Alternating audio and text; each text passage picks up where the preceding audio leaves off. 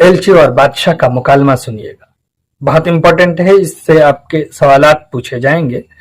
एलची तकसीर से वजीर की वाकिफ हूं, ये एलची ने कहा। झूठ बोलने से और बड़ा गुनाह कौन सा है, खुसूसन बादशाहों के सामने, ये बादशाह ने कहा। इसका दरोग साबित नहीं हुआ, एलची ने कहा।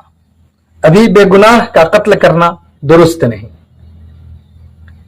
एलची के बाद बादशाह कहता है कि हरगिज अक्ल में नहीं आता, यानी जो इन्होंने बात कही है ये अक्ल में नहीं आता, अक्ल से परे है, क्योंकि वो न देखा था न सुना था, तो उसको यकीन कैसे होता।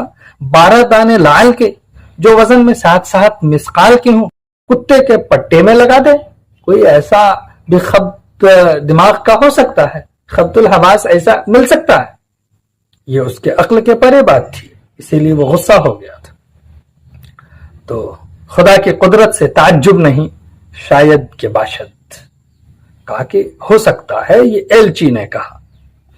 और फिर कहते हुए कह रहा है कि ऐसे तोहफे अक्सर सौदागरों और फकीरों के हाथ आते हैं। किसके? या तो सौदागरों के या फिर फकीरों के। ऐसा वाकया हो सकता है, ये एलची ने कहा। सलाह दौलत यह है कि अगर वजीर ऐसा तकसीरवार है, यकीनन अगर है, तो हुक्म कैद का हो।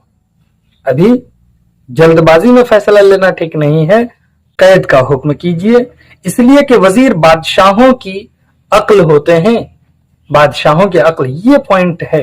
ये मशवरा एलची ने दिया।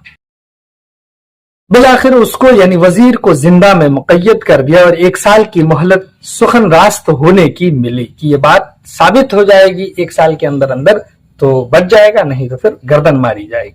वजीर को पंडित खाने में बंद किया।